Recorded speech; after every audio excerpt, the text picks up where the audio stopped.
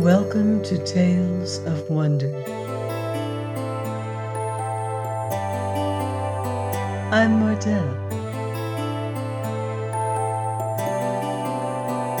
and this time we'll hear a Bohemian fairy tale, The 12 Months. There was once a woman who was left a widow with 2 children. The elder, who was only her stepdaughter, was named Dobrunka. The younger, who was as wicked as her mother, was called Katinka. The mother worshipped her daughter, but she hated Dobrunka, simply because she was as beautiful as her sister was ugly.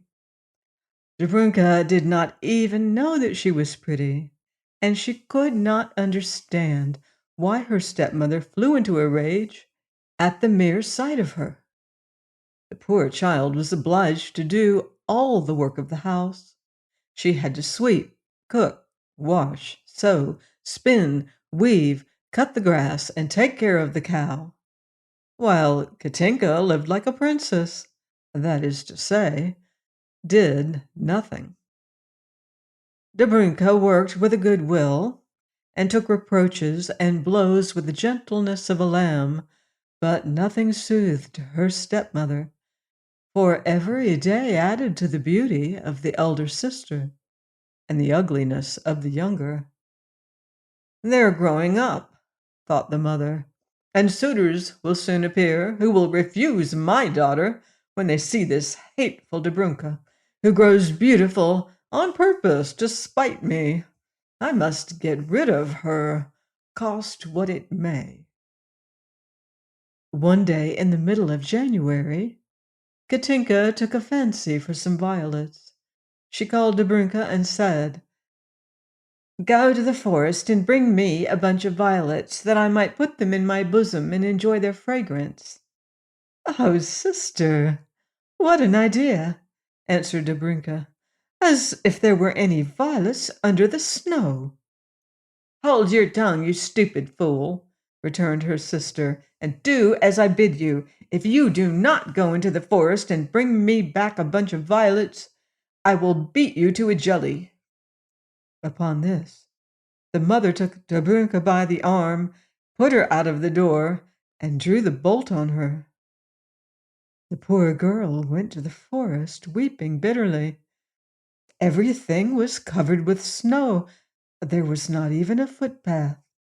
She lost her way and wandered about till, famishing with hunger and perishing with cold, she entreated God to take her from this wretched life. All at once, she saw a light in the distance. She went on, climbing higher and higher, until at last she reached the top of a huge rock, upon which a great fire was built. Around the fire were 12 stones, and on each stone sat a motionless figure, wrapped in a large mantle, his head covered with a hood, which fell over his eyes. 3 of these mantles were white, like the snow.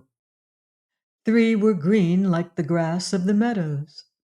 3 were golden, like the sheaves of ripe wheat. And 3 were purple, like the grapes of the vine. These 12 figures, gazing at the fire in silence, were the 12 months of the year. Dobrunka knew January by his long white beard. He was the only one that had a staff in his hand. The poor girl was terribly frightened. She drew near, saying in a timid voice, "My good sirs, please to let me warm myself by your fire. I am freezing with cold." January nodded his head. "Why have you come here, my child?" he asked. "What are you looking for?" "I am looking for violets," replied Dobrunka. "This is not the season for them. There are no violets in the time of snow," said January in his gruff voice. I know it, replied Dobrunka sadly, but my sister and mother will beat me to a jelly if I do not bring them some. My good sirs, please, to tell me where I can find them.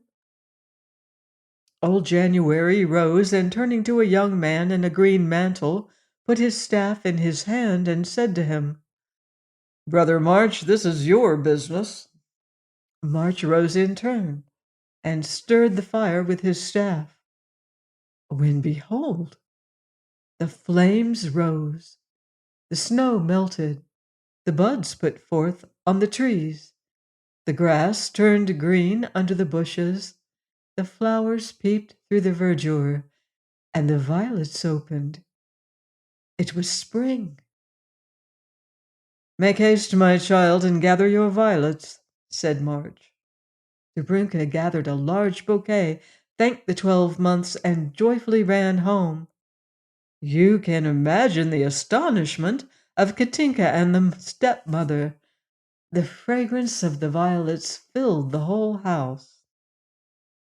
Where did you find these fine things? Asked Katinka in a disdainful voice. Up yonder, on the mountain, answered her sister. It looked like a great blue carpet under the bushes.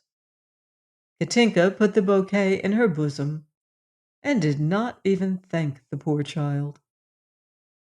The next morning the wicked sister, as she sat idling by the stove, took a fancy for some strawberries.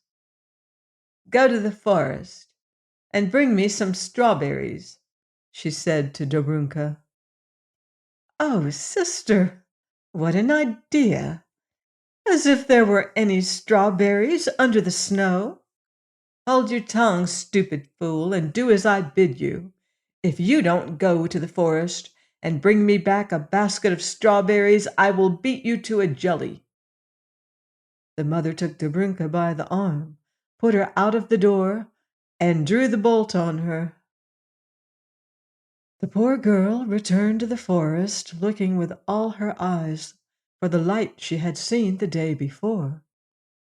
She was fortunate enough to spy it, and she reached the fire trembling and almost frozen. The 12 months were in their places, motionless and silent. My good sirs, said Dobrunka, please let me warm myself by your fire, for I am almost frozen with cold.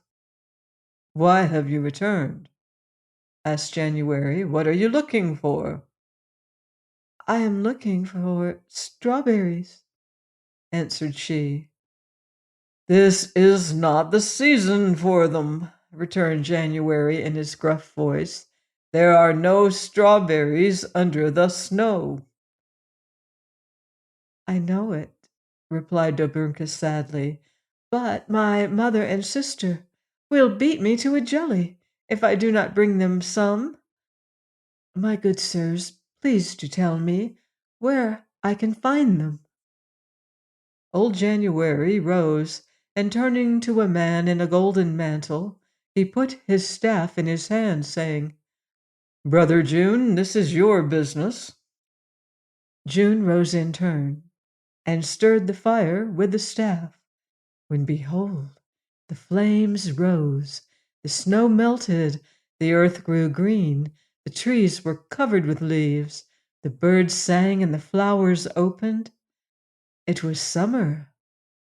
Thousands of little white stars enameled the turf, then turned to red strawberries, looking in their green cups like rubies set in emeralds.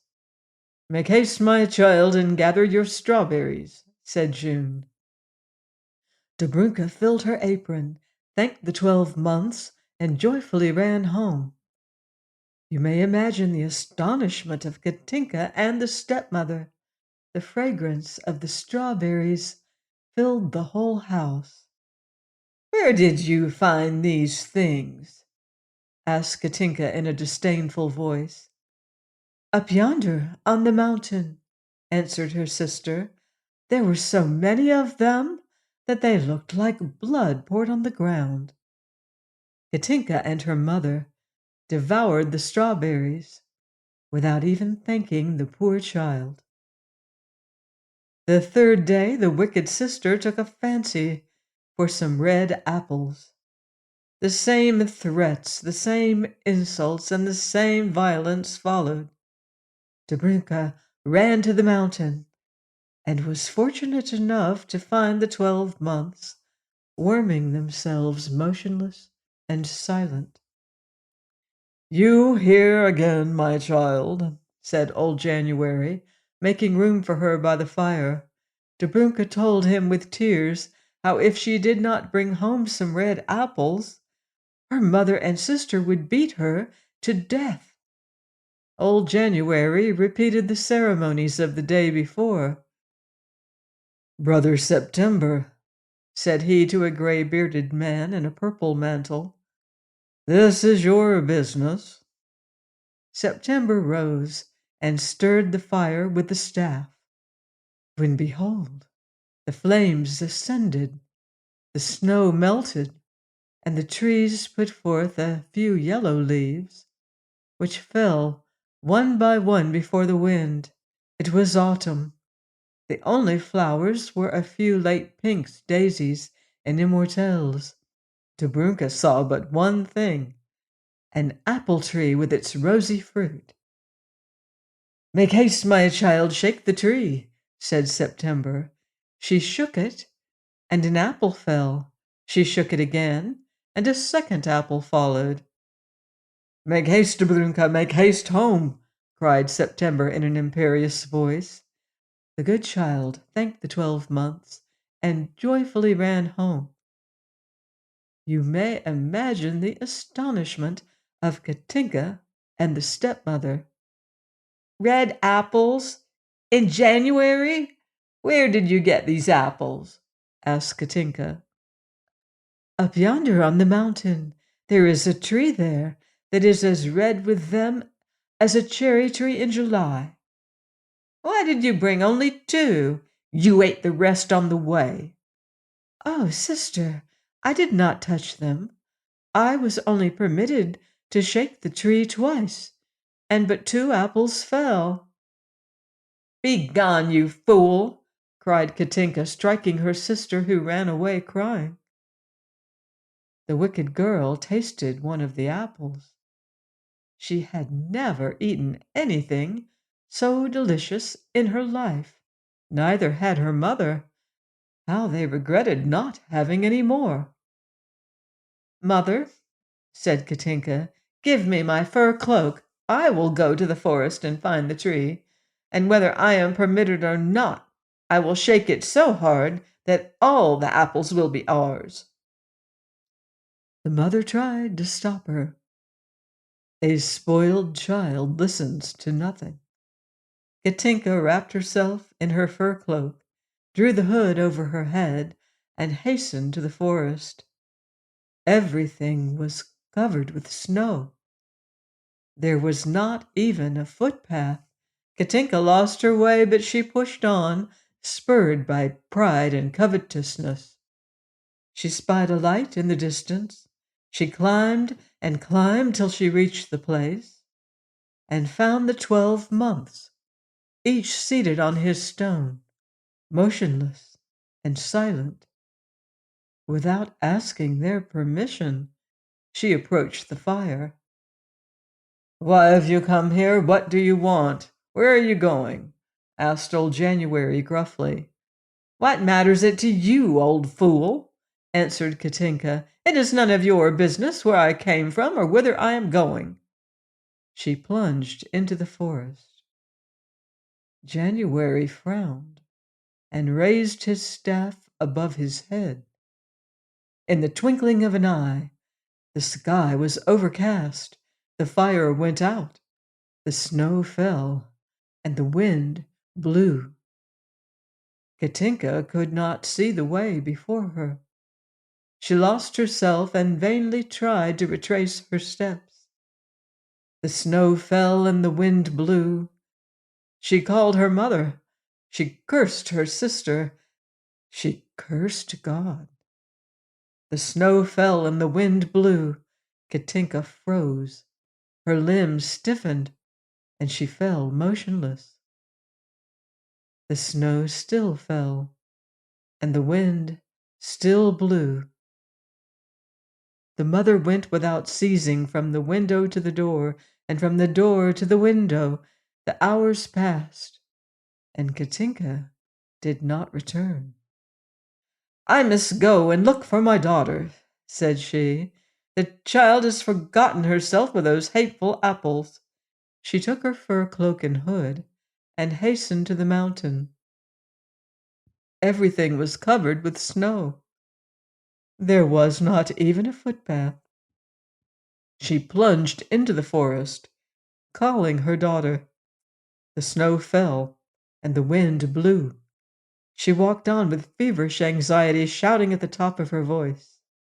The snow still fell, and the wind still blew. Dobrunka waited through the evening and the night, but no one returned. In the morning she took her wheel and spun a whole distaff full. There was still no news. "What can have happened?" said the girl, weeping. The sun was shining through an icy mist, and the ground was covered with snow. Dobrunka prayed for her mother and sister. They did not return, and it was not till spring that a shepherd found the two corpses in the forest. Dobrunka remained the sole mistress of the house, the cow and the garden, to say nothing of a piece of meadow adjoining the house. But when a good and pretty girl has a field under her window, the next thing that follows is a young farmer who offers her his heart and hand. Dobrunka was soon married. The 12 months did not abandon their child.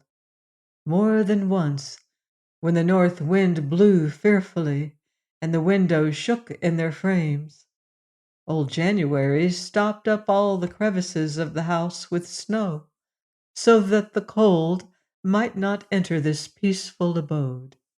Dobrunka lived to a good old age, always virtuous and happy, having, according to the proverb, winter at the door, summer in the barn, autumn in the cellar, and spring in the heart. Please join me next time for another enchanting story here on Tales of Wonder.